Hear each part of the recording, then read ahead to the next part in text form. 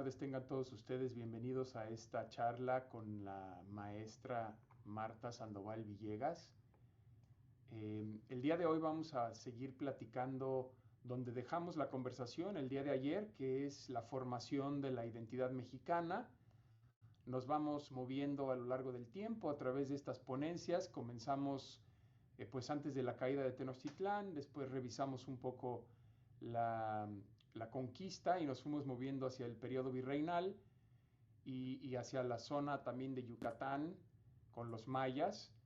Hoy vamos a tener el agrado de platicar con la maestra Marta Sandoval Villegas sobre el vestido tradicional mexicano, otro tema maravilloso que enmarca muy bien la cultura y enmarca muy bien la identidad mexicana moderna. Nos identificamos a través de quizá el vestido charro, quizá algún otro vestido regional, dependiendo de donde seamos, pero creo que todos festejamos y disfrutamos al ver nuestros bellísimos bailables folclóricos y esos vestidos tradicionales o vestidos modernos que se deriven de algunos fundamentos indígenas.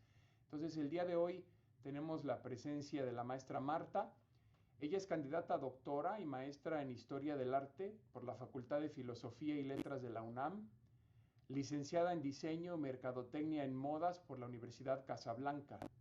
Obtuvo el premio Paul Cormans por el proyecto colectivo dirigido por Nelly Sigot, Guadalupe, Arte y Liturgia, La Sillería de la Colegiata.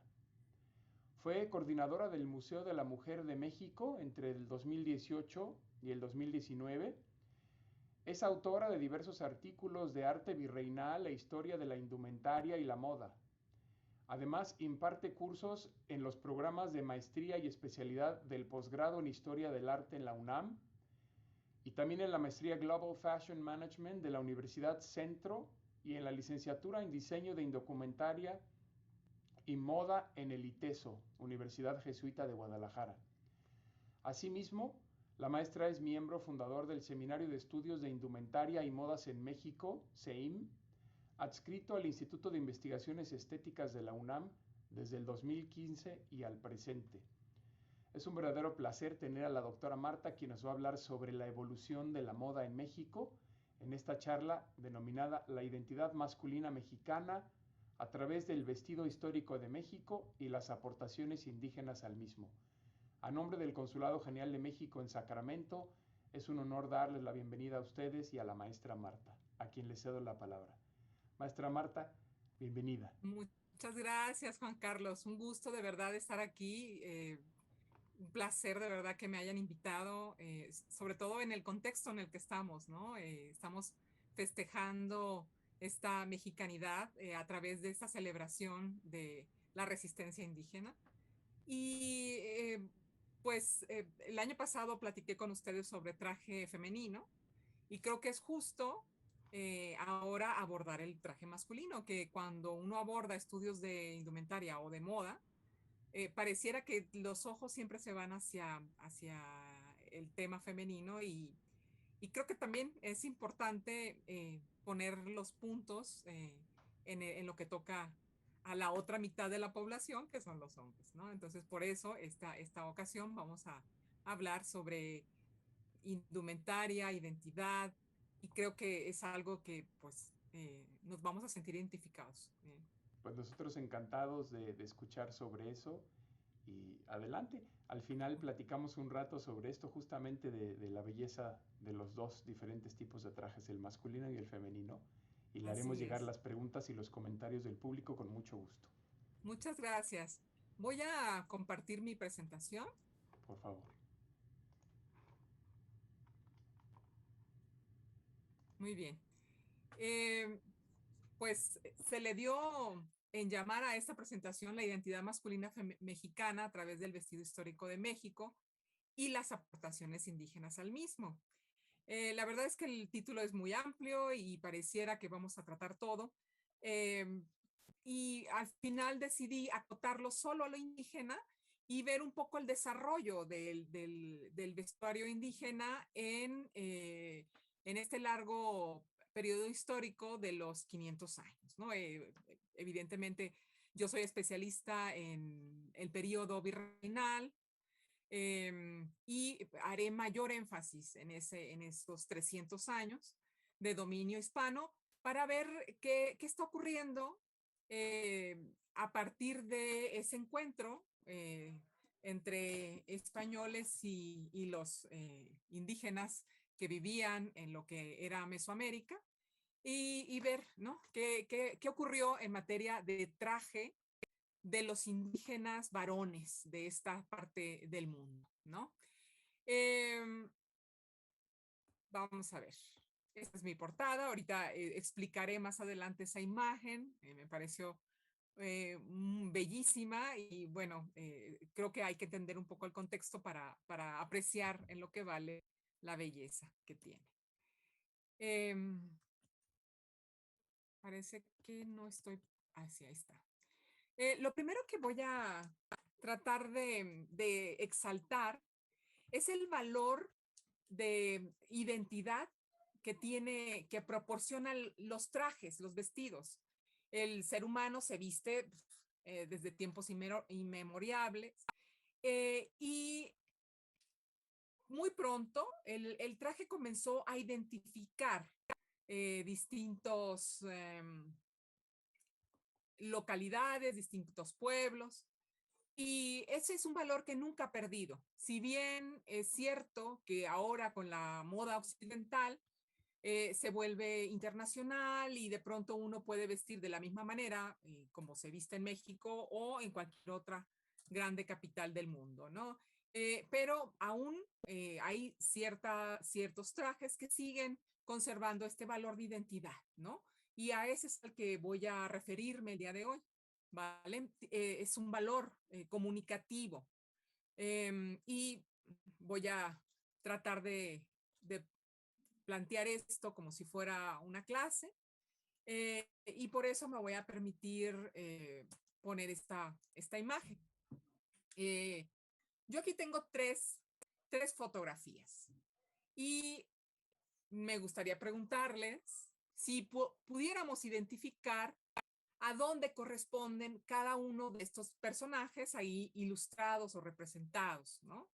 Si yo pusiera el cursor en la primera foto, no sé, yo creo que pudiéramos identificar rápidamente a qué lugar corresponde. Esta imagen corresponde de manera muy rápida, podemos identificarlo con España. Y ya para venirnos hacia México, si yo veo al caballero del centro, inmediatamente lo relacionaría con un estado de la República, con Tamaulipas, ¿cierto? Y por último, yo no dudaría en contestar que la tercera foto es una mujer yucateca, o al menos que está vestida como tal, ¿no? Es un ejemplo, pues muy sencillo quizá, pero que nos ayuda un poco a tener en cuenta que el traje sí representa algo. Ahora, estos trajes que están aquí en la foto han pasado a formar parte de los trajes tradicionales de estos lugares, ¿no? Representan una geografía, representan una identidad cultural. Eh, en algún momento se usaron de manera cotidiana y ahora ya quedaron un poco estandarizados para eso, pero siguen dando esta identidad, ¿no? Que entra dentro de la categoría ahora de traje tradicional, ¿vale?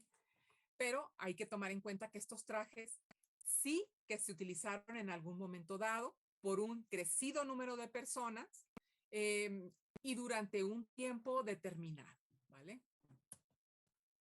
Ahora, ahora sí, vamos al principio a donde yo quiero partir, ¿no? Del cual yo quiero partir.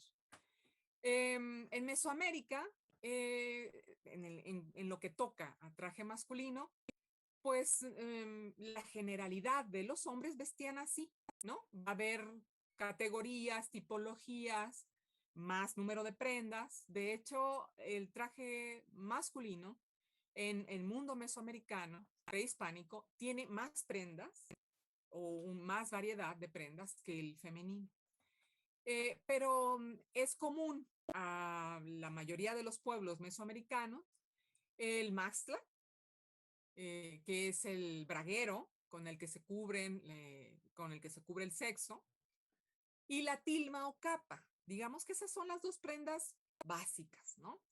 Que pueden variar en calidades, que pueden variar dependiendo del lugar donde se realicen las prendas, los colores, los materiales, etcétera. Pero digamos que ese es como el traje básico de la inmensa mayoría de los hombres, ¿vale? Aquí tenemos a un noble, este es Tocuepotzi, es un noble texcocano y bueno, procede del códice Iztlizóchitl, ¿vale? Entonces, por ser noble, trae otros atavíos que lo identifican como tal. El besote, los quetzalpinoli que trae acá, ¿no? La joyería, en fin, ¿no? Eso lo distingue como noble y por supuesto la calidad de los materiales, pero las prendas, la ropa, es la común para la inmensa mayoría de los hombres, ¿no? Del mundo prehispánico, ¿vale? Voy a abordar el traje prehispánico de manera muy general. Voy a poner nada más unos cuantos ejemplos para que veamos el tipo de prendas que había. Había faldellinas, como especie de enredos masculinos. Eh, Llevaban también, hay faldas y hay enredos, ¿no? Pero según algunos autores que han ahondado en el traje prehispánico, se aclara que aunado a estas prendas se llevaba también el maxtla o braguero, ¿no? Esta prenda muy interesante que en realidad es una tira larga, que tiene ciertos cruces, que se anuda y que va a ser esa sí la prenda básica, absolutamente básica de los hombres. Pueden no llevar en un momento dado la tilma, pero el braguero siempre lo van a llevar, ¿vale? Aún que lleven el enredo o la faldilla, ¿vale? Y hay otras prendas como el chicoli. El chicoli suele ser una prenda que se utilice en ritos o en contextos de guerra. Es una prenda muy sencilla, eh, pero cubre el torso. Es un solo lienzo generalmente y lleva una cenefa en la parte baja, ¿vale? Esa es otra de las prendas. No me voy a meter al tema de los símbolos y de los tocados, y porque es muy, muy complejo. Y porque yo en esta ocasión quiero ir un poco más allá en el tiempo, ¿no? Adentrarme al mundo de la Nueva España, ¿no? Además de estas otras prendas, pues va a haber otras categorías, ¿no? El traje de guerra, ahí vamos a encontrar estos muy conocidos trajes enteros, eh, con especie de legiones, pues de regimientos, vamos a ponerlo en un contexto occidental, donde pues los guerreros se revestían de determinado animal, ¿no? Donde tomaban los atributos de él, como el famoso caballero águila, caballero jaguar, bueno, así le llamamos o es más conocido de esa manera. Tenemos también el Ixcahuipili, que es como una especie de armas, así lo describen los cronistas, y se le determina armas no porque se vaya a atacar con él, sino porque sirve para proteger, ¿no? Es como las armaduras de los militares españoles. ¿En qué consiste el Ixcahuipilio? ¿Cuál es el truco? ¿Por qué sirve para repeler una defensa a la hora de la guerra? Pues porque es muy grueso y porque tiene relleno de algodón y eso impide que las flechas, que era una de las armas más utilizadas en este contexto, y bueno, proteger al cuerpo de quien está en este contexto de guerra.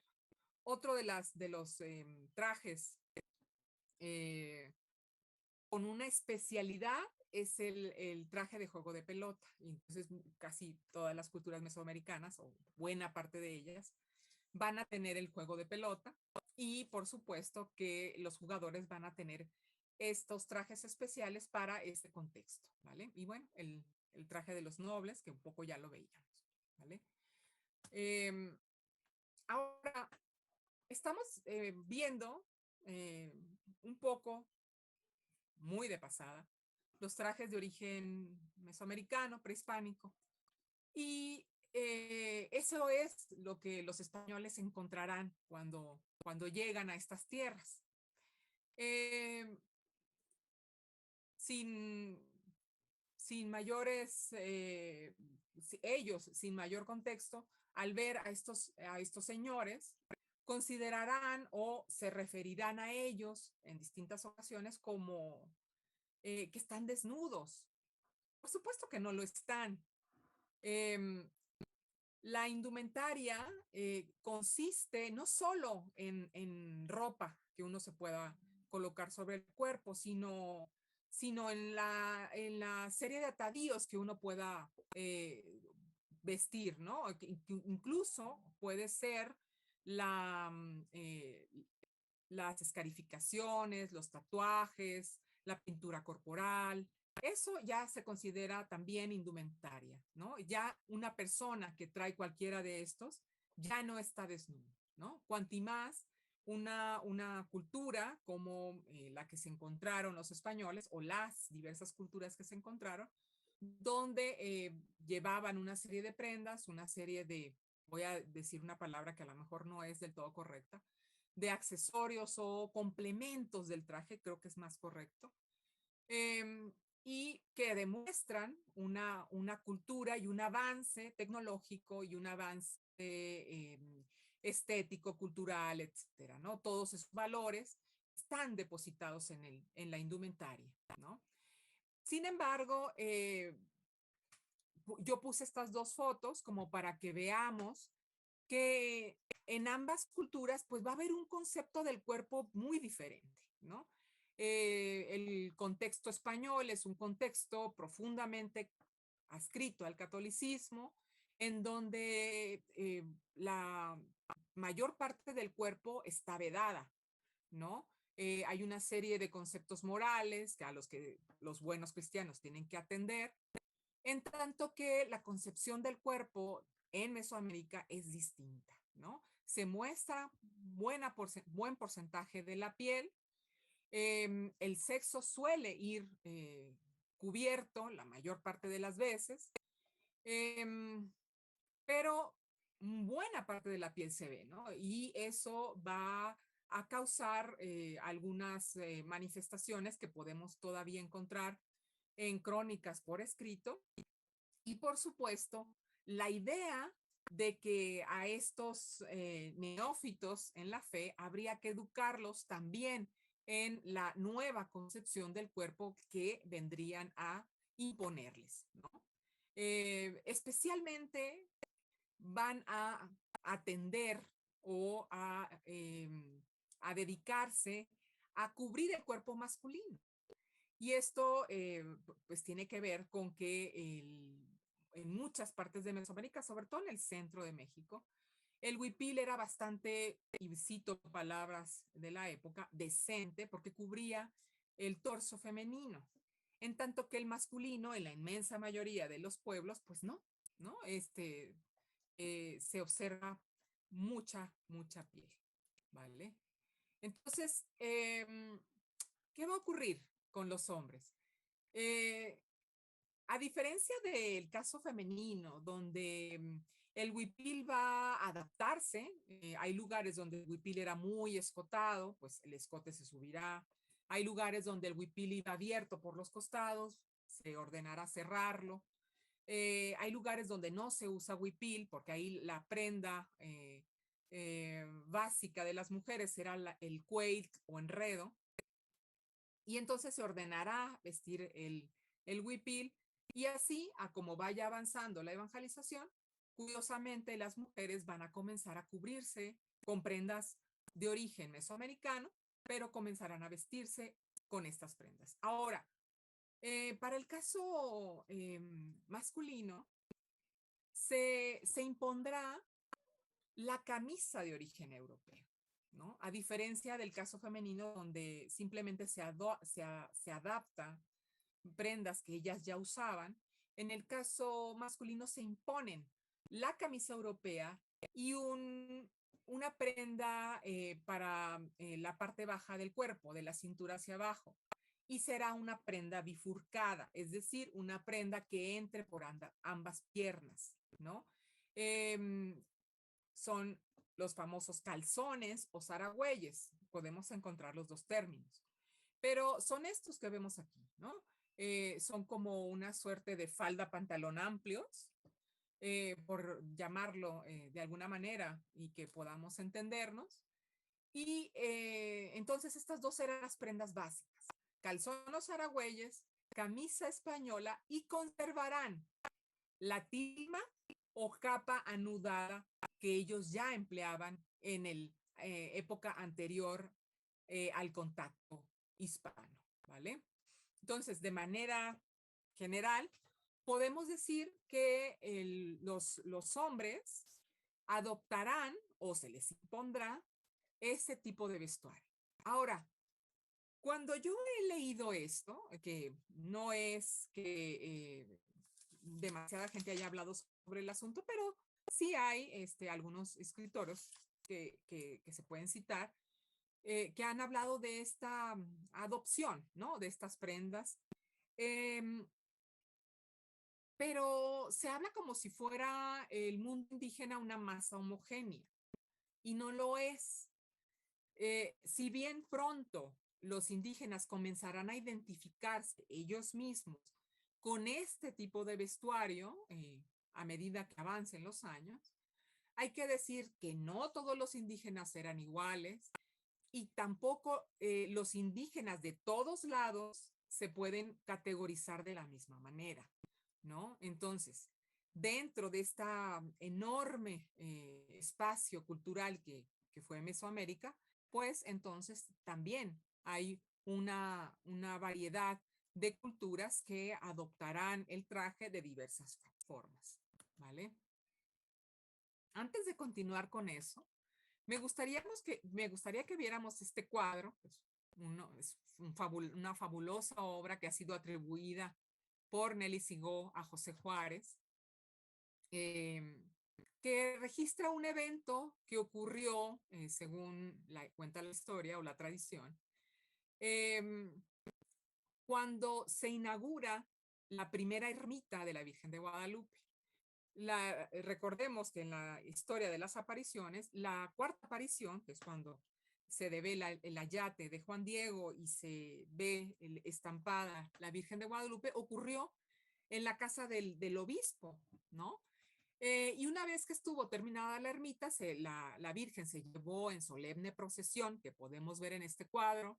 Vemos cómo la procesión viene entrando por la calzada de Guadalupe con la serie de corporaciones que traen en andas a la Virgen. Acá podemos verla. Y en medio de esta fiesta, porque era una fiesta religiosa, se da una batalla bélica simulada, que era parte de la fiesta. Y en esa batalla bélica resulta herido uno de los indios que representa a los indios indómitos, a los indios salvajes o bárbaros o chichimecas. De muchas maneras lo podemos encontrar en la época virreinal, ¿no?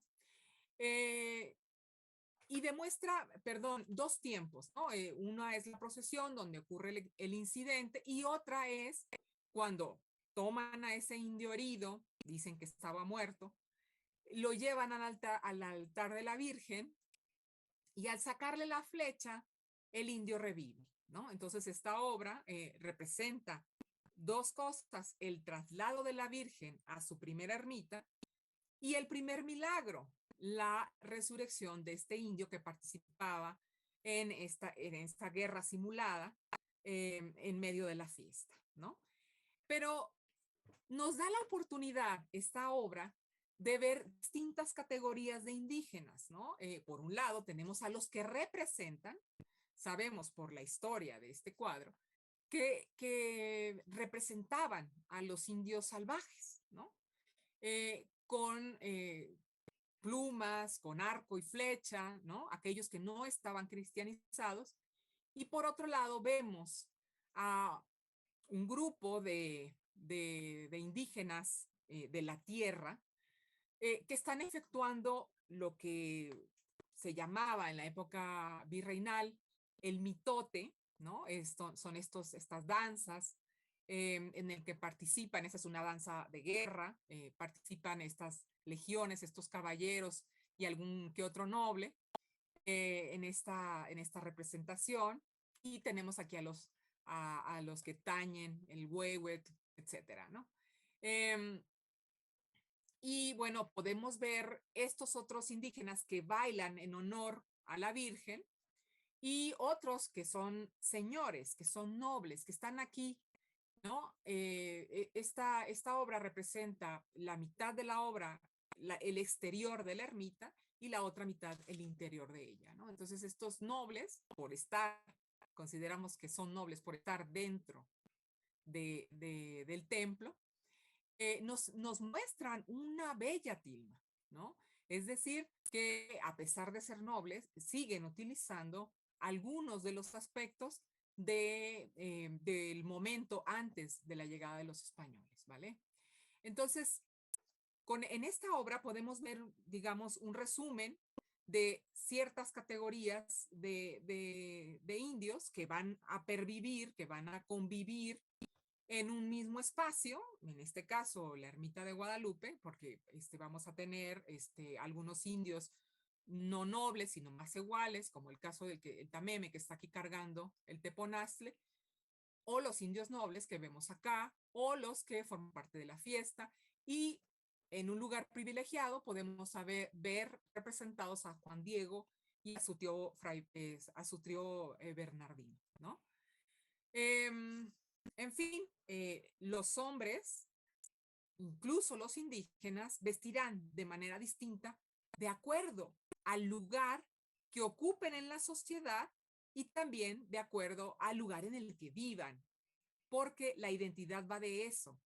Yo me puedo sentir identificada con el lugar en donde vivo, que puede ser, no sé, Yucatán, Tlaxcala o Jalisco, o me puedo sentir identificada con el barrio, la colonia, la ciudad en la que me desenvuelvo, ¿vale?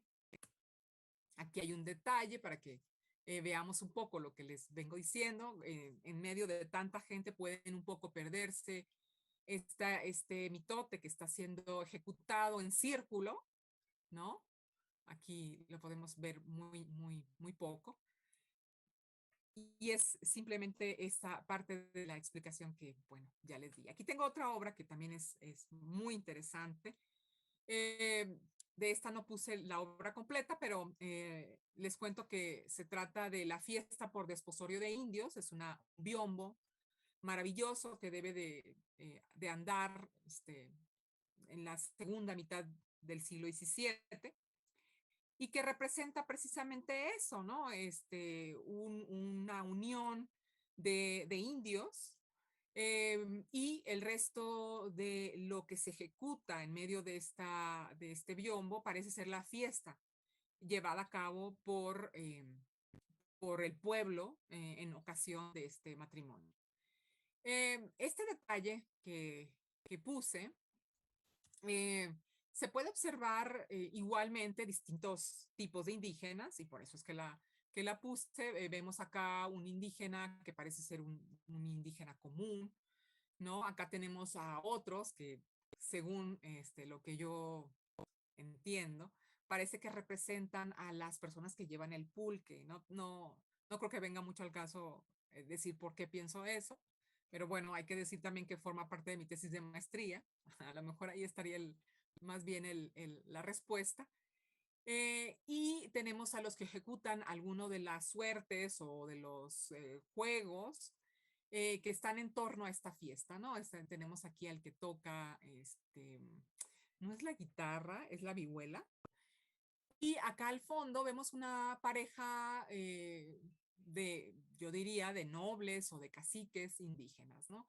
Y esto se contrasta, estos hombres oriundos de la tierra, se contrastan en su vestuario con el resto, ¿no? Con estos señores que visten capa y golilla y que seguramente serán españoles o alguna otra calidad, ¿no? Pero no son indígenas, ¿no? Por lo menos no pareciera que lo son. Entonces, el vestuario nos está sirviendo en estas obras para decidir quién es quién, ¿no? Eh, de manera seguramente estereotipada, esquematizada, seguramente, pero sí nos dan una idea, ¿no? Estas vistas de ciudades creo que son oportunas como para darnos cuenta un poco del panorama más general de la población, ¿vale? Ahora, eh, estas genealogías son fantásticas porque vemos cómo en pocas generaciones hubo un cambio de indumentaria muy drástico, porque verdaderamente fue así. Fue verdaderamente un cisma para los indígenas eh, cambiar, como diría Isabel Cruz de Amenábar, como le llama ella a su libro, el traje, una segunda piel, lo es, ¿no? De llevar este vestuario tan con raíces seguramente muy profundas en el pasado prehispánico, en muy pocos años, verlo transformado en esto, ¿no? Donde estamos ante una genealogía de un principal, de un indio principal, y por lo tanto él va a tener derechos, muchos más derechos que el resto de sus connacionales, por decirlo de alguna manera, eh, porque a ellos se les considera el privilegio de vestir a la española, de usar calzado, de usar arma, de usar espada y de usar caballo, ¿no? Es decir, se convirtieron en caballeros, ¿vale? Entonces, no todos tendrán esa oportunidad, pero si observamos bien, hay por ahí algunos aspectos que lo siguen vinculando a su etnia, a su cultura, ¿no? Esto es una tilma, no es una capa, y creo que conserva ciertos rasgos que lo hacen verse aún como indígena, ¿vale? Miren, aquí yo puse una cita, eh, no es mi objetivo llenarles de citas y de mucho texto, ¿no? Creo que se presta para que sea una plática. Pero en las relaciones geográficas de Tlaxcala se menciona lo siguiente. Antiguamente los naturales andaban desnudos y descalzos. Ahora ya todos andan vestidos y calzados. Y los caciques vestidos a la española y en caballos. Es un poco lo que ya les había referido. Este es un precioso cuadro de Donantes. Es un cuadro del siglo XVII. Parece ser que es bastante temprano. Y vemos aquí a dos personajes que seguramente son hombres principales, no desconocemos concretamente quiénes son, pero tuvieron la capacidad económica para donar este retablo y visten a la española, ¿no? Alcanzamos a ver por debajo de la tilma o ayate, como también se nombra, el jubón. El jubón es una prenda que cubre el torso masculino y que eso es española, ¿no? Aquí vemos los braones a la altura del hombro y no cabe duda que esto es una prenda de origen hispano. Sin embargo, pues la tilma de origen mesoamericano con motivos aún de origen prehispánico lo podemos alcanzar a ver acá, ¿no? Entonces es una síntesis de ambas culturas en el traje de los caciques. Esto no siempre es así. Hay caciques que vamos a encontrar que se ascriben plenamente al traje español y otros que conservarán algo de sus antiguas tradiciones, ¿no?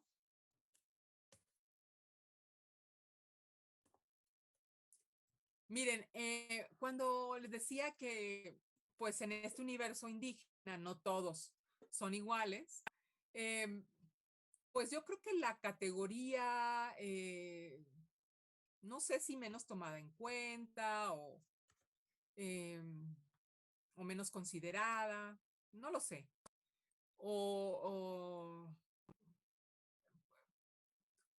o que se consideran a estos indios salvajes, ¿no? Y por lo tanto, un poco se les considera como fuera de la sociedad, que viven de manera primitiva y tal. y van a ser representados varias veces en la pintura virreinal. Aquí tenemos un maravilloso cuadro de Arellano, eh, de Manuel Arellano, se ha dicho que es el pintor, que se llama Diseño de Chichimeca Natural del Partido del Parral. Es decir, es un indio del norte, muy al norte, Chihuahua, a lo que hoy es Chihuahua, que vive de manera primitiva, ¿no? Por decirlo de algún modo. Y es representado con arco y flecha, con plumas, a veces con pintura corporal, escarificaciones, etcétera. Yo no dudo que en la Nueva España, en la Ciudad de México, de cuando en cuando hubiera llegado algún indio que había sido capturado y que de alguna manera llegaba a la Ciudad de México y que se conocieran, ¿no? Y había un poco de temor a estos indios, puesto que costó mucho trabajo la colonización o la conquista hacia el norte de México, que eran bastante aguerridos todos estos pueblos que de manera seminómada circulaban por ahí, ¿no? Y así es como va a llegar a la pintura de castas. La serie de Arellano se considera la primera serie de castas, está fechada en 1711, se desconoce buena parte de la que se cree fue una serie mayor, y hasta la fecha conocemos la pareja de mulato y mulata y la pareja de indio e india indómita, ¿no? O del partido del Parral, ¿no? Por decirlo de alguna manera, pero se sabe pues que hubo otros cuadros de Arellano. En la siguiente serie que se conoce, que es la de una atribuida a Juan Rodríguez Suárez, incluye también a estos indios bárbaros, le llama él.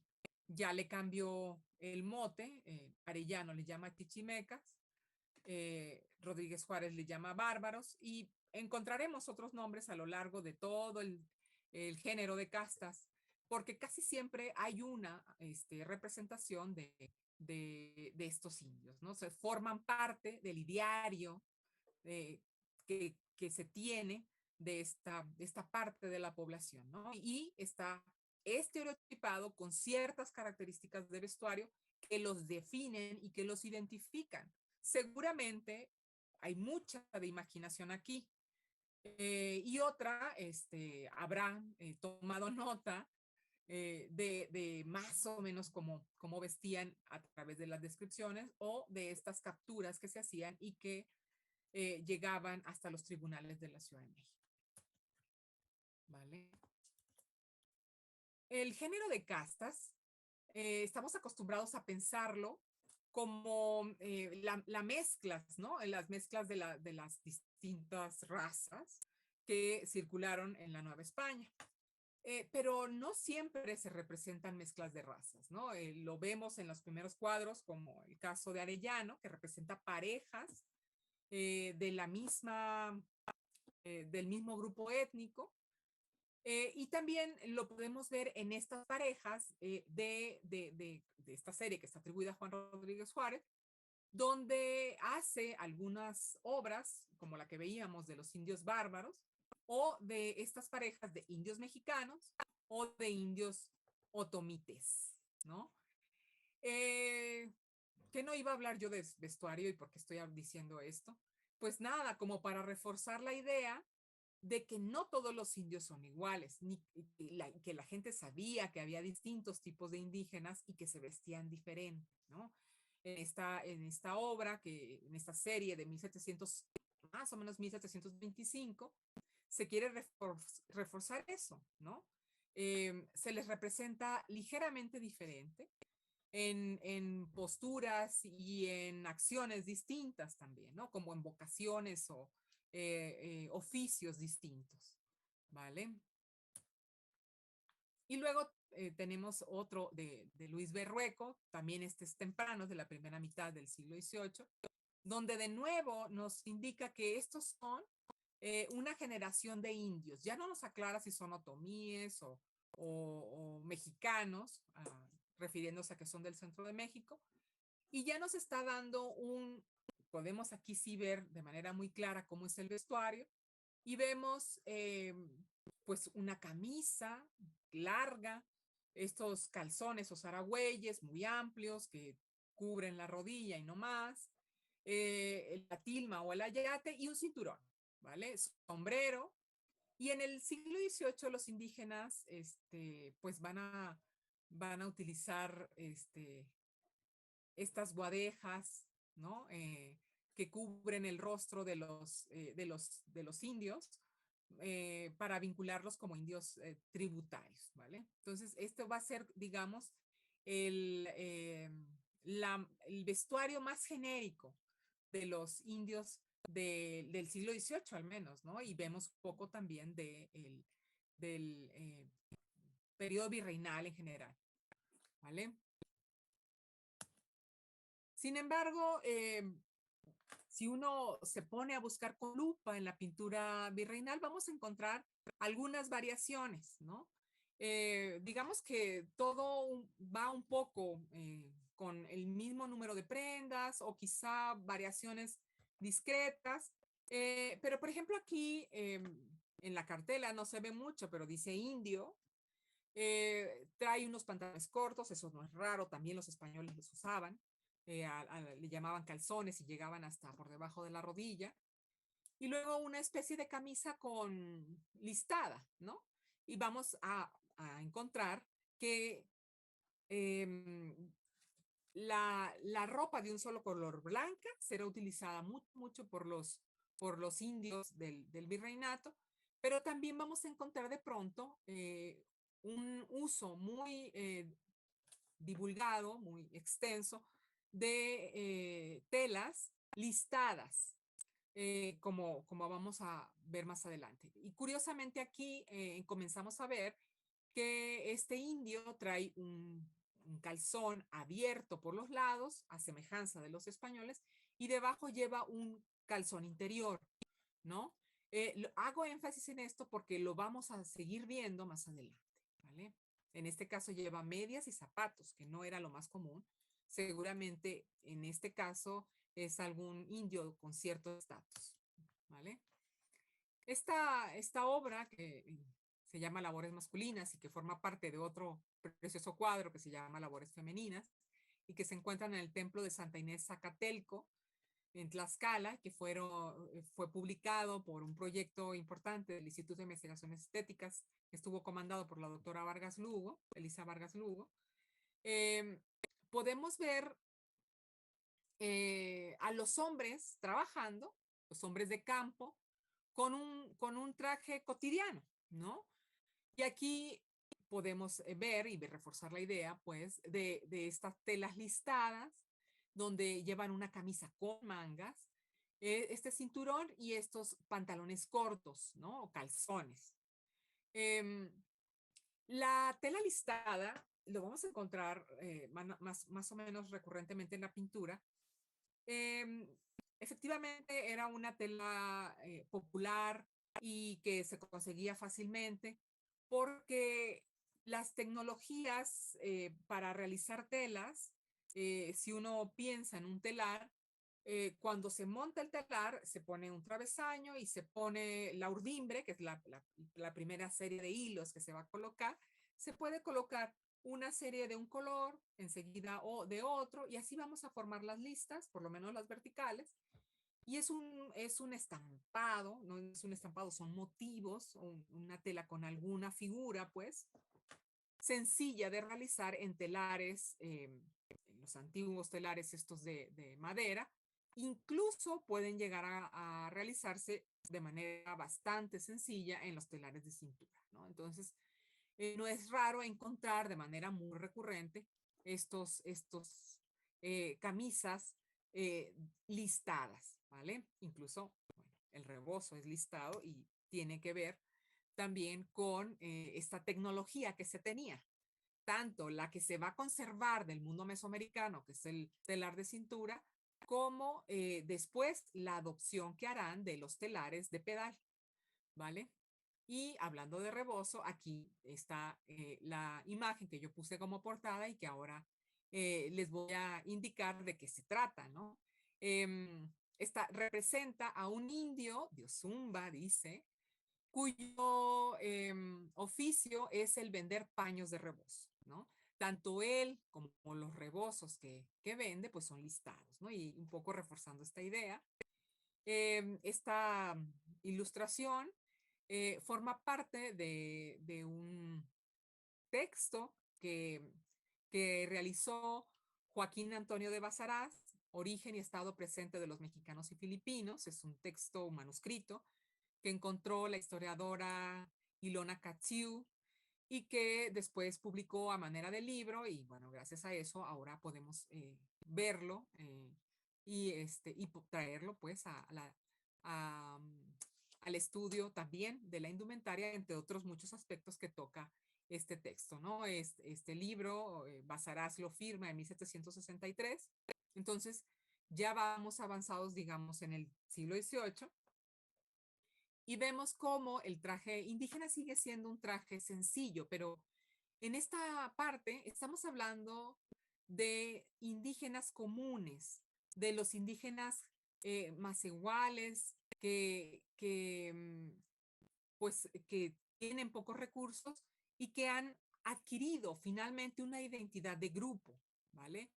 En esta serie de imágenes que publica Antonio de Basaraz, bueno, en realidad quien lo publica es Ilona Katziu, nos muestra, nos ilustra distintos, distintos oficios y distintos indígenas de distintos pueblos. Y la inmensa mayoría visten más o menos igual, salvo quizá por los colores o por los oficios que realizan. Es muy interesante, pero de alguna manera sí que los diferencia por alguna particularidad, ¿no? Sabemos hoy en día que los distintos pueblos originarios de México, sobre todo donde todavía se llevan los trajes tradicionales, se pueden diferenciar a través de la indumentaria. Yo creo que aún no se había perdido aquí, estaba en vías de perderse, se había hecho de manera bastante genérica esto, pero los hombres ya habían adscrito a su identidad la camisa de origen español, con algunas adaptaciones, y este calzón o zaragüeyes que llegaba por debajo de la rodilla sin llegar al tobillo, ¿vale? Con variaciones particulares para cada pueblo, para cada ciudad, para, en fin, etnia, etc. Ahora veamos otra categoría de, de señores, ¿no? Tenemos a los caciques, a estos a los que se le dio la oportunidad de vestir a la española. Eh, los que pudieron económicamente, porque también esto es un tema económico, ¿no? Sí de identidad, pero también económico. Quienes pudieron adscribirse a esto vestirán el traje a la española, aquí lo podemos ver perfectamente, ¿no? Es un calzón eh, totalmente de origen hispano, europeo, occidental, parece que ilustra un terciopelo con una botonadura, como era común en los trajes estos virreinales, y una camisa, una corbata de lazo, una capa. La capa es importante porque ahí sí marcamos la diferencia entre una tilma y una capa. La capa va a llevar la identidad hispana y evidentemente pues se quiere, este personaje también es un donante, quiere ascribirse a este mundo hispano y a las prerrogativas que esto le puede traer consigo, ¿no? Entonces, eh, los caciques o los indios principales vestirán con un porcentaje, ¿no? de adscripción al mundo hispano, a veces plenamente y a veces solamente en parte, ¿no? Vamos a encontrar de pronto este tipo de obra, ¿no? Donde en vez de tilma es capa, donde se llevan estos calzones interiores, ¿no? Pero se lleva un cinturón que sí que nos recuerda un poco el, el mundo mesoamericano, Aquí sabemos que es un indio principal porque, bueno, por la vestimenta y por el bastón de mando, ¿no? Aquí tenemos otro, de nuevo el bastón de mando, y este es un retrato, se sabe quién es, ¿no? Felipe de Austria y Moctezuma, adscrito al mundo hispano totalmente. Entonces, si los caciques o principales de los pueblos buscarán vestirse de mejor manera. Eh, un ejemplo que yo pongo en mis clases es hacer pensar a los alumnos o a los estudiantes que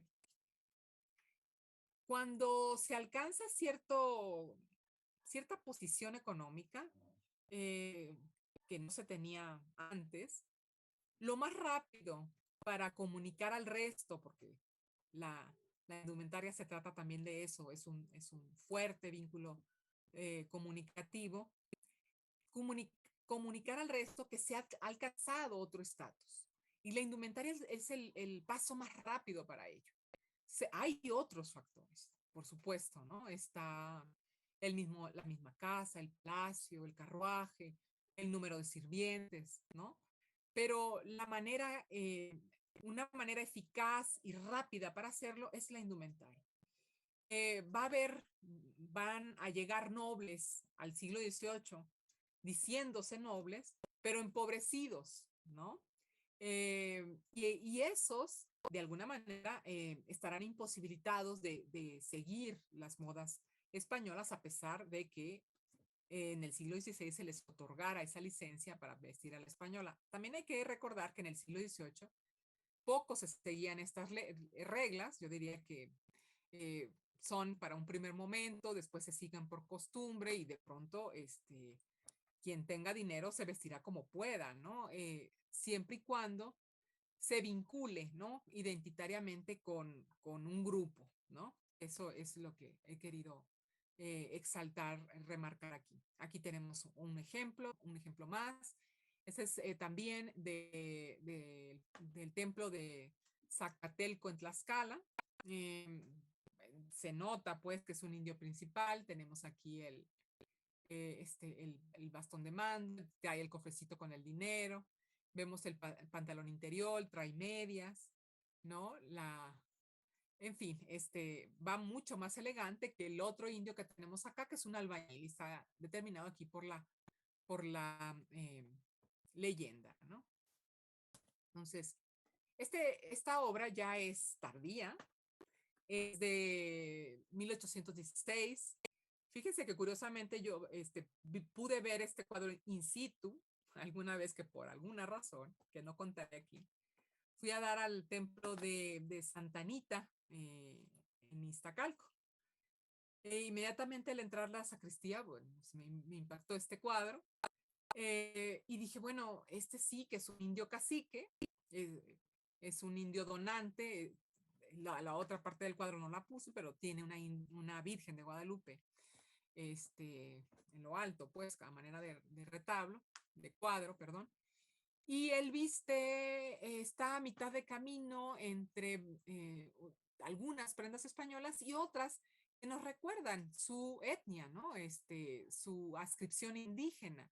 Hay indígenas que permanecieron en los pueblos vistiéndose como tales, adscritos a esa localidad, ¿no? Es un caso de esos.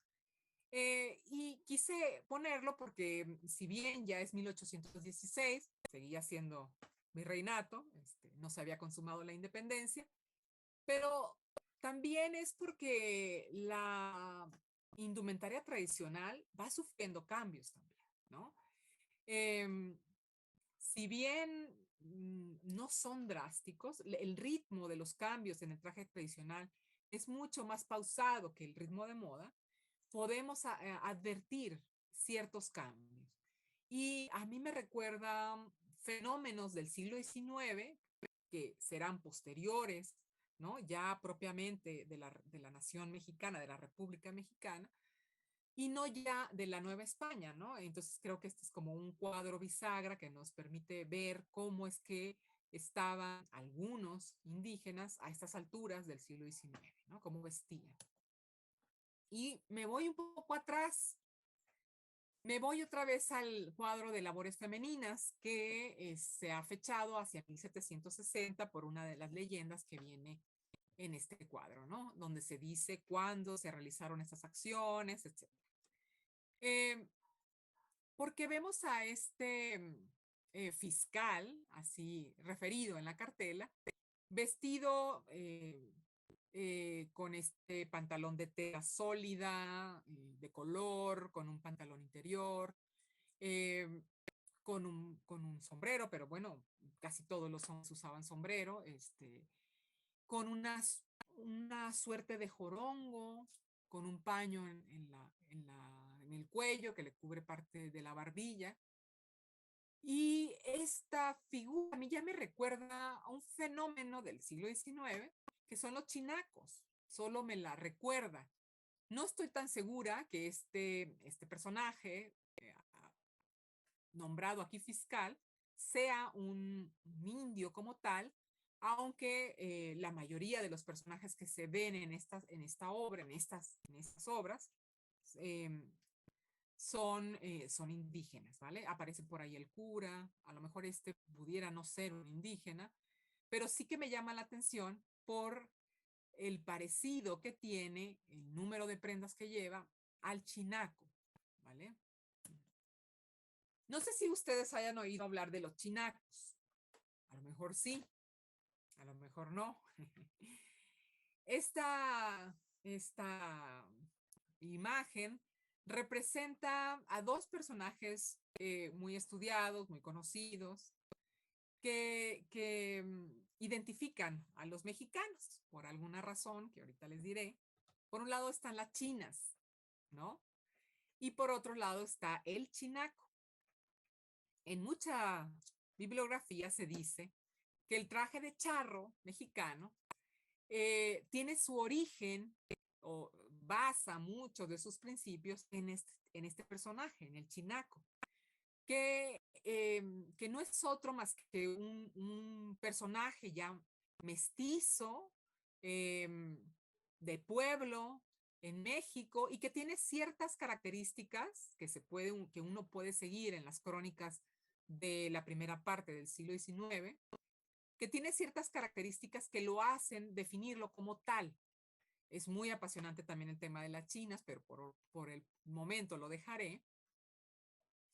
Y incluso en diccionarios, si uno busca la palabra china, una de las acepciones, pues dirá que es una mestiza, etcétera, y que el compañero de la china es el chinaco.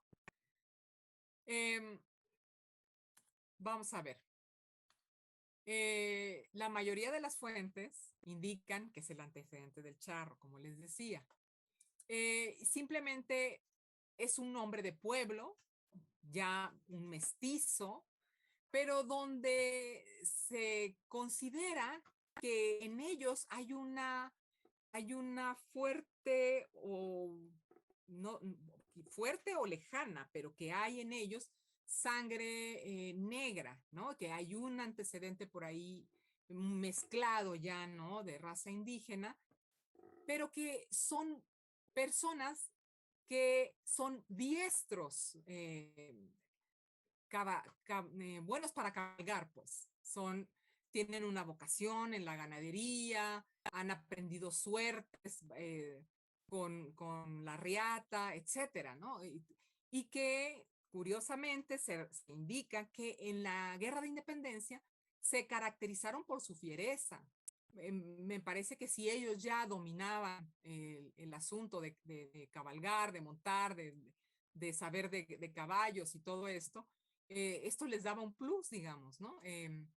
Y tenían ciertas particularidades en el vestir, que es el que nos toca ahora hablar, ¿no? Ahí vemos una imagen y aquí tenemos otra para referirnos un poco al tipo de indumentaria que llevaban. Estos personajes, yo creo que la característica más importante de ellos son el pantalón y la cotona o la capa, ¿no?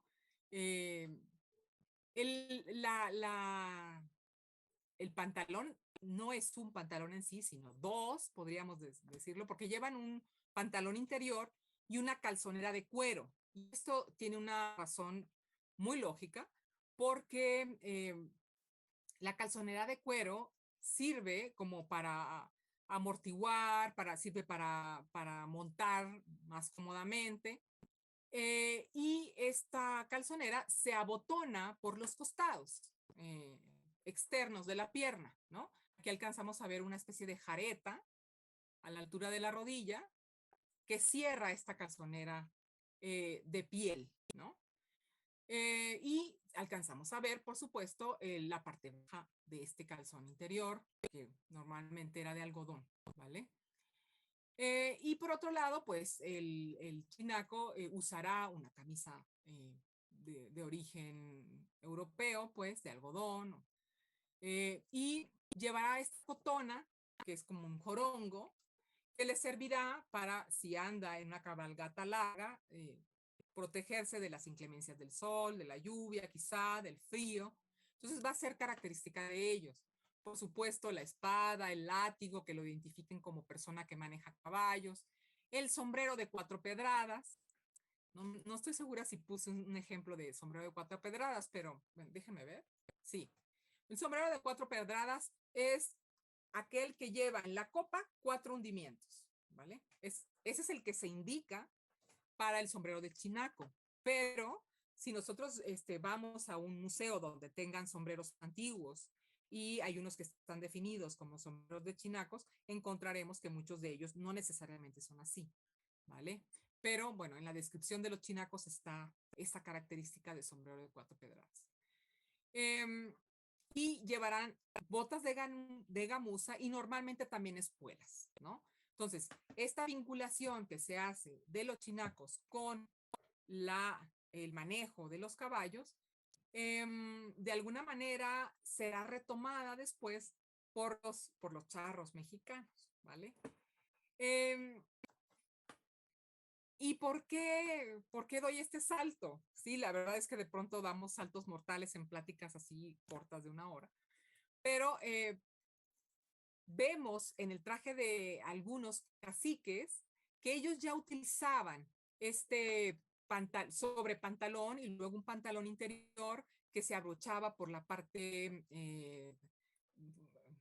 del costado de la pierna, ¿no? Tenemos aquí varios ejemplos y digamos que este uso se extiende hacia el siglo XIX. No estoy diciendo que el traje de cacique se haya convertido en traje de chinaco, sino que este personaje de chinaco tomó de ese traje lo que se adaptaba a las acciones o al oficio que ellos desarrollarían, ¿vale?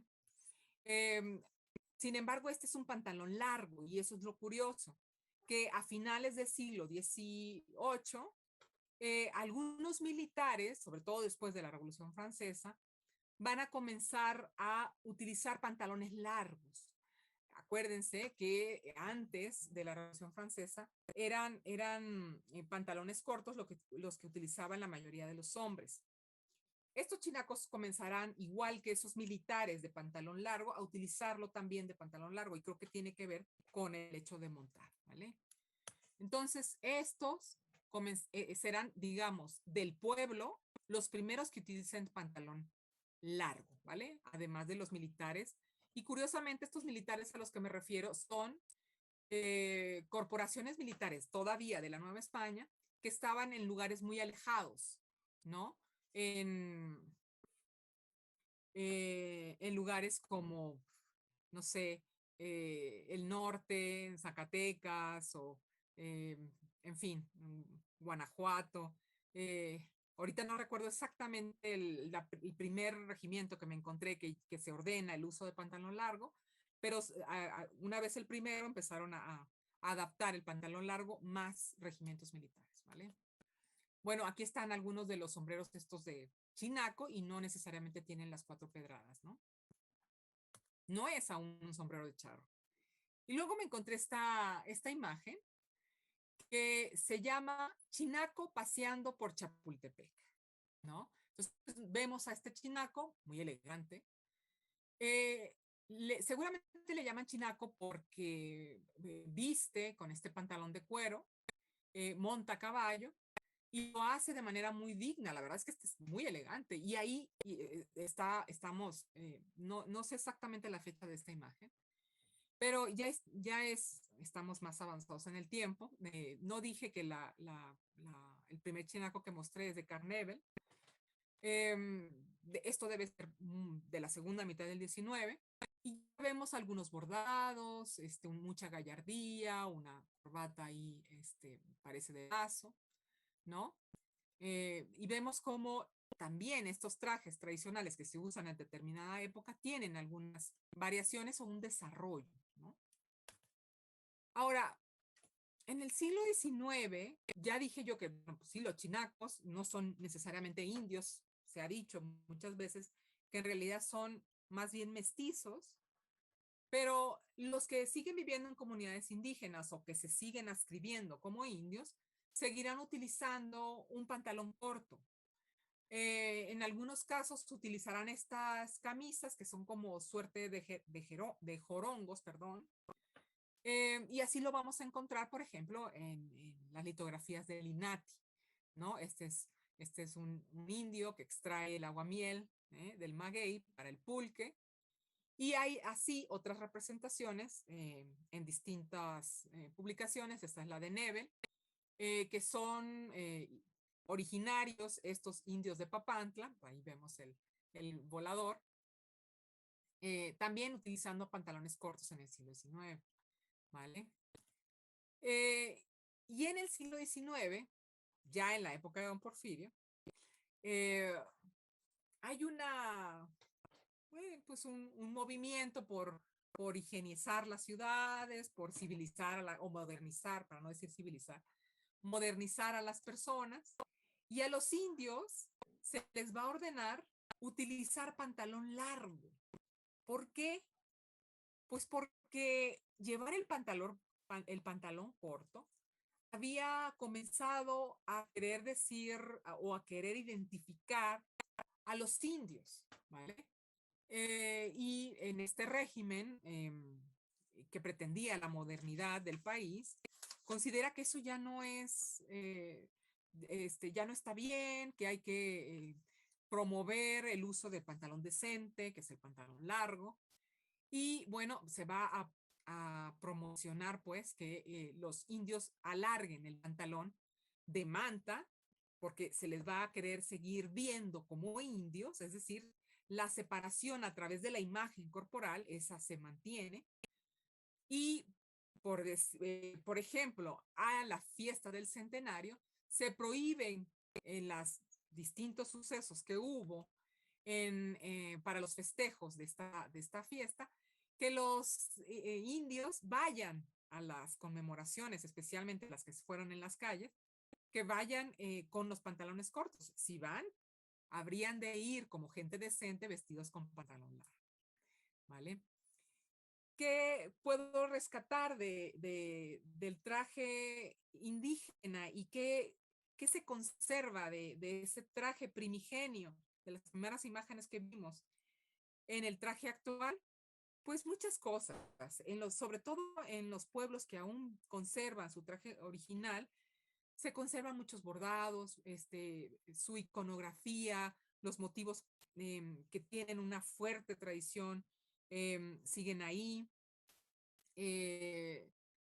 Yo voy a mencionar unas palabras que una vez le escuché hablar a Marta Turok, que dice que ella considera, yo ya lo había pensado, lo que pasa es que yo nunca lo he publicado, ni tampoco lo había dicho en público, que la faja que muchos trajes tradicionales que llevan, que se conserva aún hoy en día, pudiera ser una reminiscencia del mástil. Qué bueno que lo dijo ella primero para que ustedes no piensen que yo me lo saco de la manga o que estoy inventando. Y que en muchos casos pues se conservan estos bordados a manera de tilma, a manera de capa, a manera de cinturón, etcétera, ¿no? De alguna manera estos 500 años no se perdió del todo estas tradiciones, Pero hay que decir que estos movimientos culturales en los que está inscrito la indumentaria y la moda, pues no son estáticos, se tienen que ir adaptando a un abanico de circunstancias por las que atravesamos, ¿no? Tanto culturales, estéticas, tecnológicas, con influencias extranjeras, con la resistencia que estos pueblos se intenten forjarse, etcétera, ¿no? Las comunidades indígenas siguen allí.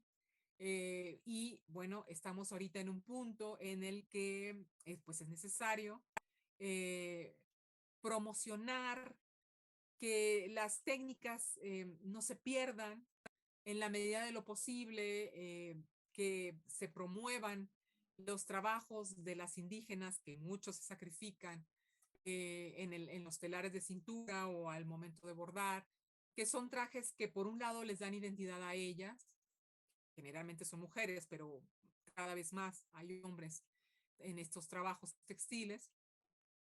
Eh, y por otro lado, también es un sustento para sus comunidades, ¿no? Estamos en el momento de promocionar la compra de estos tejidos a estas comunidades directamente en la medida de lo posible, evitar también el abuso, ¿no? Que de ellas, generalmente de estas mujeres, hacen los coyotes que de manera hasta agresiva eh, suelen amedrentarlas para que les den los huipiles o los tejidos más baratos para luego ellos venderlas en ciudades mucho más caras, ¿no?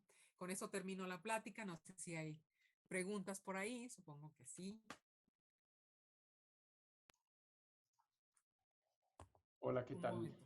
Muchas gracias. Sí, claro que hay comentarios y preguntas, maestra. Primero, agradecerle por esta tan interesante charla que nos lleva a vuelo de pájaro por un tema tan complejo como es la vestimenta y sobre todo por un periodo de tiempo tan largo, ¿no?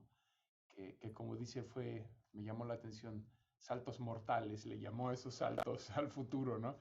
Pero creo que es necesario por el tiempo que tenemos y le agradezco muchísimo la explicación que nos fue dando de la transformación de esas ropas. Quiero leer algunos de los comentarios del público y después hacerle algunas preguntas. La mandan felicitar, dicen que estuvo estupenda la charla, dice que el señor Jaime Rocha dice qué ponencia tan fascinante. Muchas gracias a la profesora y a nuestro moderador por facilitar esta charla.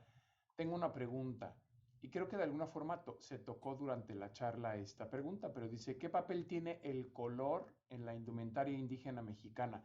Porque se habla de materiales, accesorios o componentes, extensión de las prendas, etcétera, pero ¿tiene alguna importancia el color? Sí es muy importante para el mundo mesoamericano, eh, porque el color casi que era sinónimo de estatus, porque no es fácil conseguir buenos colores, ¿no? En Mesoamérica hay colorantes, no voy a decir colorantes, voy a decir tintes fascinantes, como la grana cochinilla, como el añil y como el caracol púrpura panza. Hay muchos otros, pero estos son propios de Mesoamérica y fueron un tesoro para los mesoamericanos y después para los novohispanos, ¿no? Para el reino de la Nueva España. Otra manera en que conseguían el color es a través de la pluma. La pluma es un arte textil, la plumaria, sumamente valorado en la época prehispánica y se utilizaba de dos maneras. Una era entretejiendo la pluma en hilos, la pluma como tal, y la otra era haciendo hilo con esto tan suave que es la pluma, se va torciendo como se tuerce el algodón o cualquier otro. Eh, y ya después, convertido en hilo, a veces se mezclaba con algodón o con pelo de conejo también, ¿no? Nada más que el conejo es blanco, generalmente. Y daba colores sólidos, brillantes. Y bueno, la verdad es que se mencionan en una serie de fuentes, entre ellos la matrícula de tributos o el Códice Mendoza y otros, como tejidos ricos cuando se incorporan estos materiales, ¿no?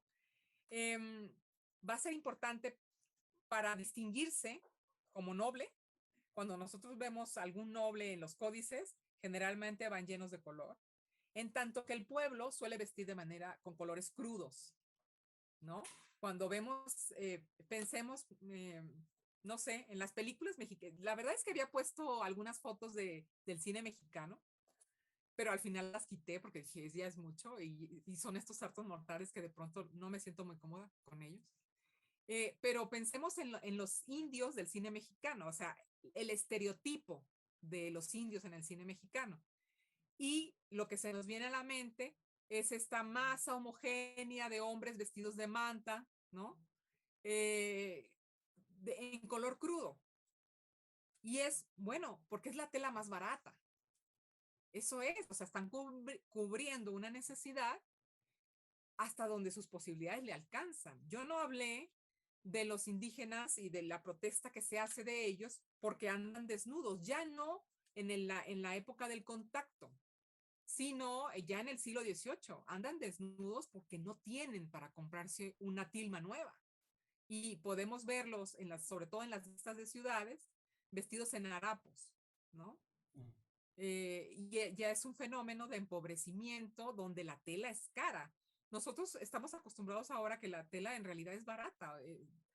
Antes era muy, muy cara. Incluso la más pobre de las telas implicaba un buen porcentaje de nuestro sueldo, ¿no? De lo que ganábamos. Entonces sí es muy importante el color, aunque yo creo que la pregunta iba en otro sentido, ¿no? O sea, el color nos identifica en todo el mundo. Yo una vez estaba en una exposición en un museo en Europa y iba acompañada de alguien que daba la guía, trabajaba en el museo y me dice, mira Marta, era un museo de diseño, mira Marta, estas cabeceras son tan coloridas que parecen mexicanas. Entonces cuando yo vi la cabecera dije, qué bonita, pero a mí no se me ocurrió pensar que era mexicana. Ella en su mente de española pensaba que si tenía mucho color era porque era mexicano, o se parecía a lo mexicano. Ciertamente, en la tradición mesoamericana y en los pueblos actuales, hay una osadía por combinar colores. Y además lo consiguen de manera extraordinaria. Yo ahorita traigo una blusa azul y una bufanda azul. O sea, la verdad, triste fin, me fui a lo seguro. Pero nuestras indígenas tienen una noción de la combinación de colores que resulta exitosa. Y eso yo creo que es una, bueno, no voy a hablar de sociología ahorita, pero ha sido como estudiado más recientemente el tema del gusto, ¿no? Cómo mediante un bagaje cultural uno va apreciando cosas de tal forma que ya te parecen naturales. No lo son, pero son culturales, ¿no? Que logran finalmente convertirse en cosas osadas, pero que al final de cuentas es armonía, ¿no? Claro, qué lindo lo que nos dice.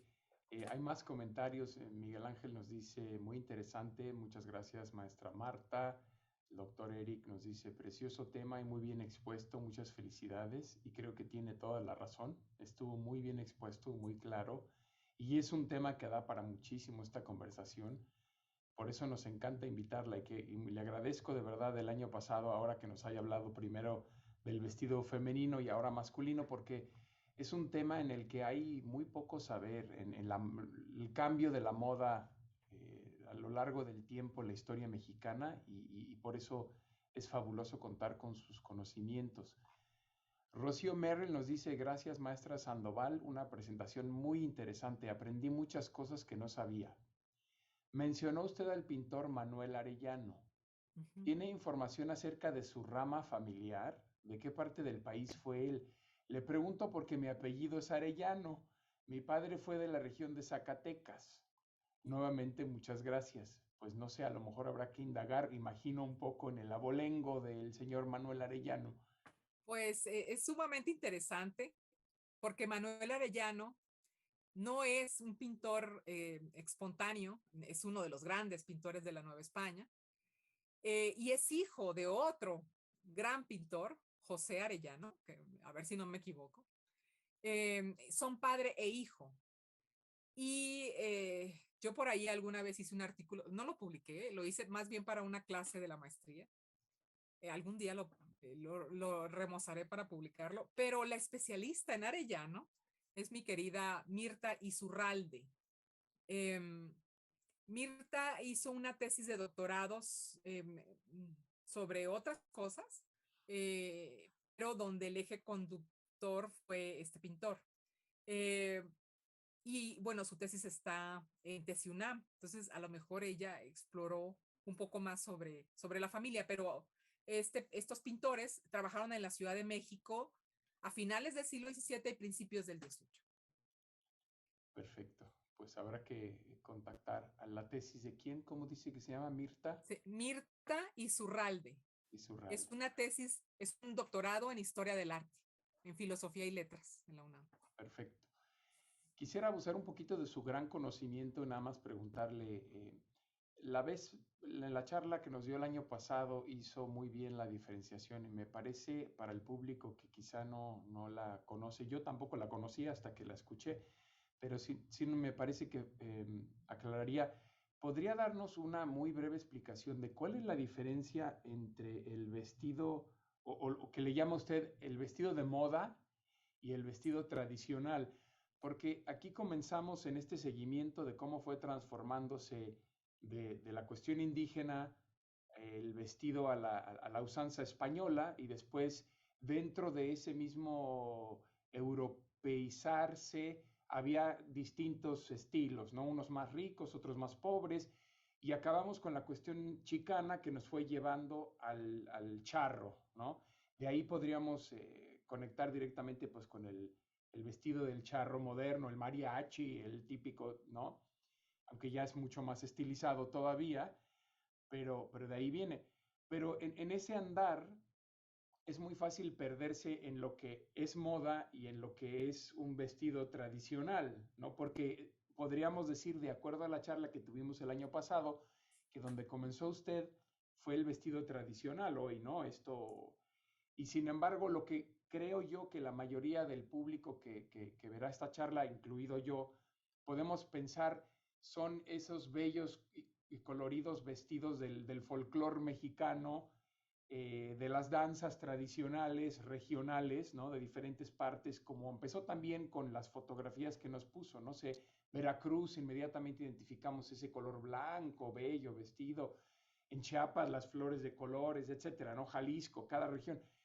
Pero no es propiamente la moda a la que se refiere usted tampoco. Entonces, si nos pudiera explicar esa diferencia, se lo agradecería mucho. Sí, hay muchos investigadores, sobre todo los tradicionales, que hacen una división tajante entre un fenómeno y el otro.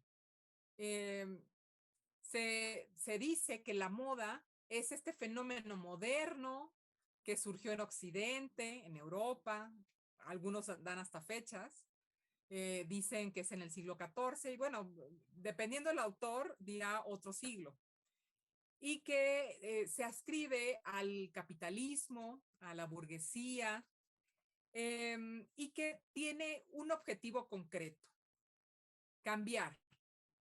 Es decir, que su destino es nacer, morir, una vez que ha aburrido a los demás, ¿no? Entonces es un sistema occidental, moderno, con cambios recurrentes, intencionados, ¿no?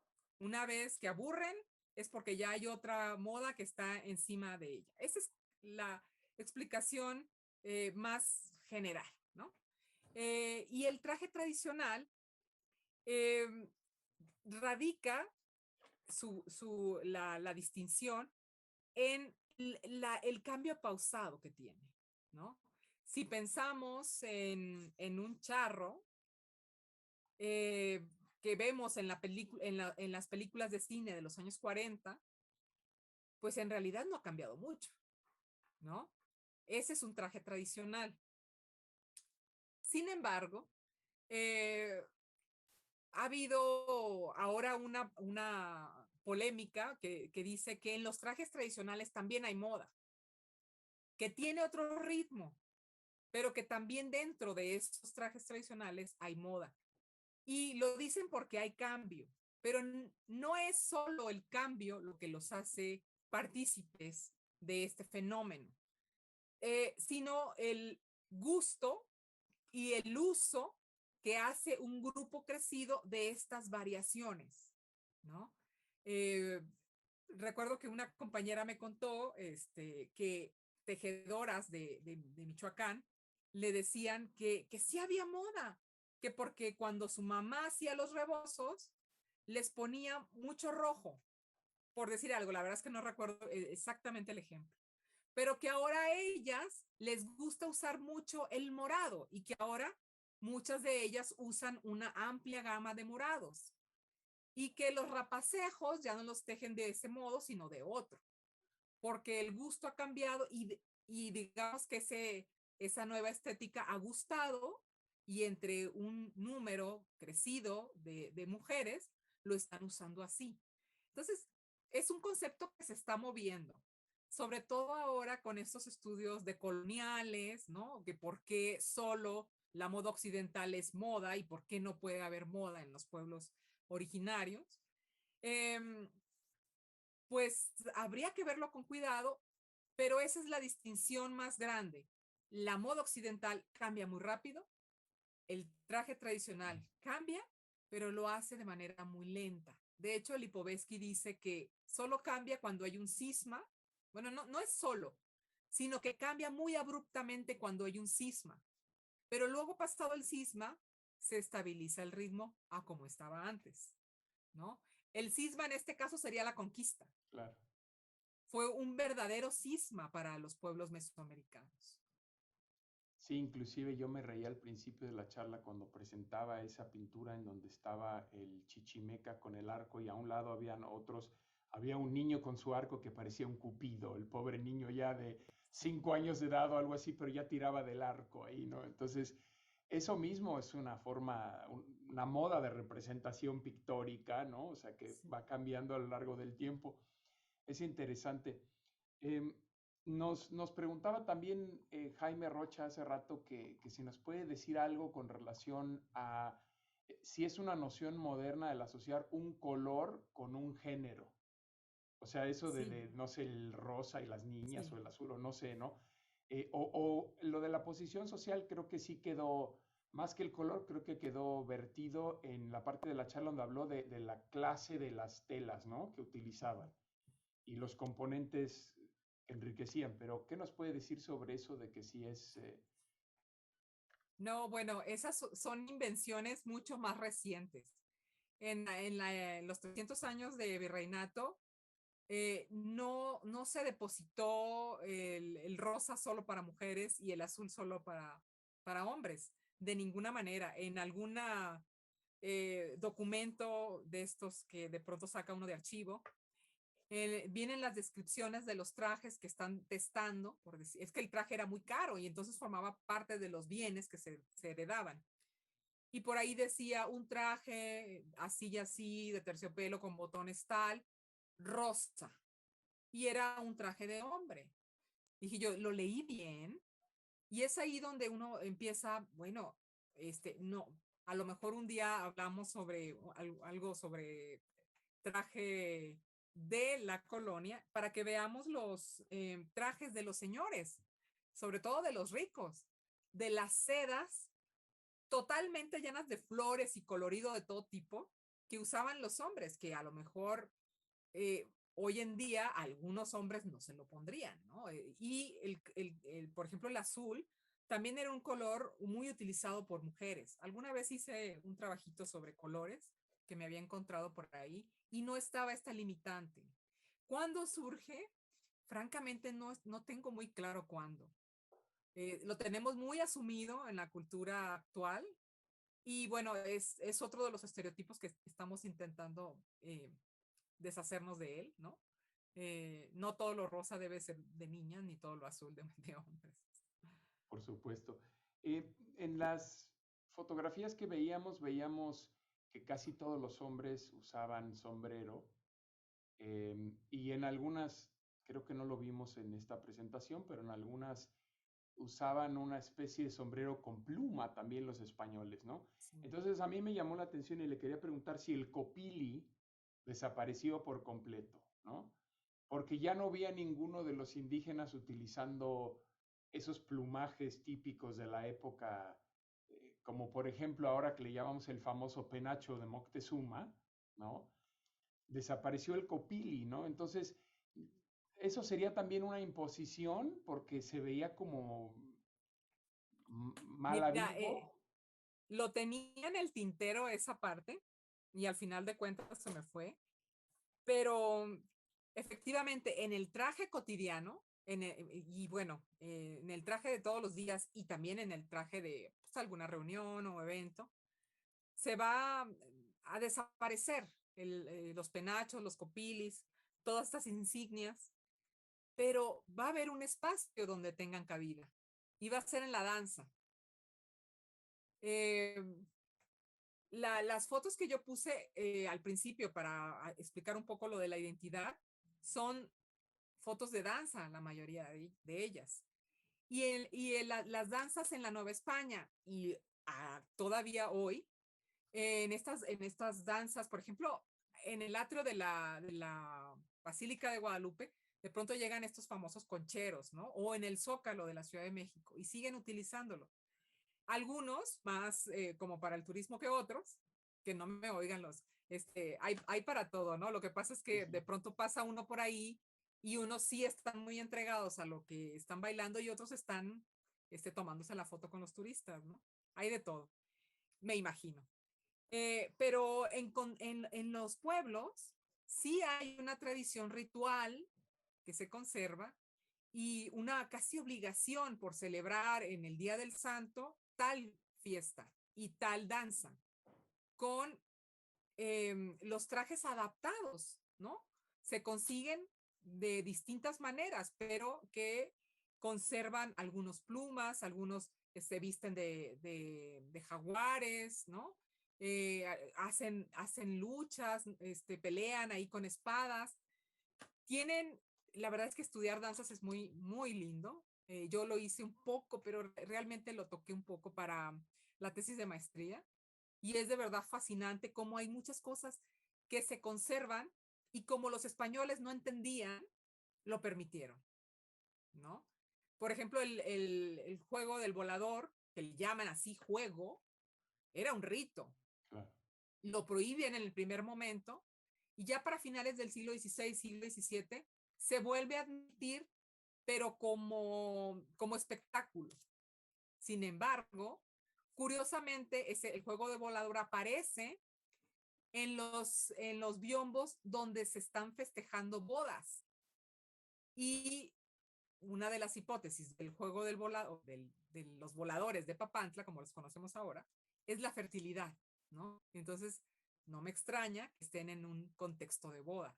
Lo que sí es que se prohibió el vestuario que se utilizaba antes en la época prehispánica y vemos a los voladores vestidos a la española o con otros trajes, pero no con plumas. Eso sí se les prohibió, como para quitarles la carga ritual que tenían. Hay tantísimo que platicar, es muy interesante. Sí. Le pregunta también Jaime y yo me quedé con esta idea también de estos bragueros o maxtlatl que nos platicó, si los amarres serían distintos, si la longitud sería distinta, por ejemplo. Son tantas cosas que podríamos discutir, ¿no? Sobre esto. Imagino que sí, que hay diversidad hasta en eso, ¿no? Sí, hay trabajo etnográfico porque en el siglo XX aún había algunas comunidades que lo usaban. Y voy a recomendar un libro que creo que es justo hacerlo porque Claude Stresenpen publicó su libro hace unos cuantos años, algunos 5 años, me parece, y ella presenta algunas distintas maneras de colocar el Maxtla. Entonces, ese libro aún se consigue, creo que hasta está en PDF, ¿Y se llama y cómo? Perdón. es muy rico, la verdad, se llama eh, de, de dioses y de hombres, me parece. Y Mm, está en el Fondo de Cultura Económica, o sea que es fácil de encontrar. excelente.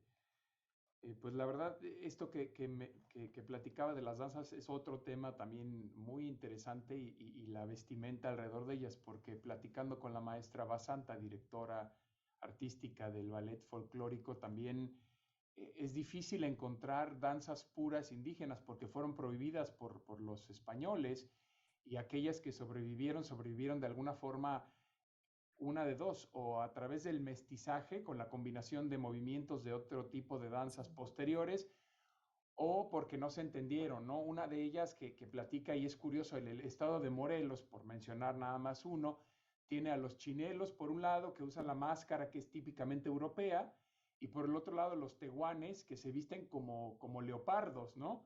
Entonces es una cuestión interesante porque son las dos danzas más tradicionales de Morelos, pero una es haciendo mofa de los españoles, la de los chinelos, ¿no? Con esos sombreros grandísimos, que por cierto, la de los viejitos, la danza de los viejitos de Michoacán es lo mismo, era un ritual a la fertilidad, a los 4 puntos cardinales, que los más viejos del pueblo hacían justamente por ser los tatas, los hombres Sí. sabios, ¿no? Los Y, huehuetl. y que después se pudo volver a integrar porque como una forma de mofa con esas máscaras de los españoles, ¿no? Y con los chanclazos es una cosa fabulosa porque empiezan a bailar muy despacito y se van rejuveneciendo como la misma tierra misma, ¿no? Sí. Es una danza bellísima. Divino, sí. Entonces, es lo mismo que platicaba usted hace un momento de los voladores de Papantla con la ropa. Pues bueno, yo tengo otras preguntas, pero lo voy a dejar ahí por cuestión del tiempo. Quiero agradecerle muchísimo su erudición, su sapiencia, su claridad y su disponibilidad para contestar nuestras preguntas y por supuesto su pasión. Muchísimas gracias, maestra, por esta bellísima charla, tan bien hecha. Y muchísimas gracias a los asistentes por estar con nosotros el día de hoy. Además de darle las gracias a ustedes por estar con nosotros y a la maestra, no me queda sino compartir con ustedes el resto del programa. Todavía la próxima semana nos quedan 2 charlas más, el lunes y el martes. El lunes tenemos ya una charla bastante moderna que creo que sirve mucho para terminar esta transición histórica, social, eh, geopolítica que fuimos haciendo por diferentes regiones y diferentes periodos de nuestro país, que nos va a llevar hacia la región chiapaneca y es justamente una charla etnológica sobre cómo mantener el conocimiento ecológico de las comunidades del Soconusco en Chiapas. Creo que será una charla muy hermosa con la doctora Janine Gasco. Y el martes, para cerrar el evento, tendremos un conversatorio, pues para poder tocar algo ya del siglo XX, el México moderno, sobre hitos de la historia. Creo que sería un error no tocar en estos 500 años de historia un cisma tan grande como lo fue la Revolución Mexicana y el arte que se desprendió y cómo influyó ese arte, sobre todo los muralistas, la identidad mexicana moderna y en este caso a ambos lados de la frontera, tanto en México como en el lado americano, con el movimiento importantísimo social y cultural de los movimientos chicanos. Entonces, que nos den la posibilidad de estar aquí con nosotros y pasen la voz para el lunes y el martes, 4 de la tarde, tiempo de California, 6 de la tarde, tiempo de México. Agradecerles nuevamente y a todos ustedes por estar aquí con nosotros y a la maestra, muchísimas gracias, maestra Sandoval. Es un Gracias placer. a ustedes que lo hacen posible.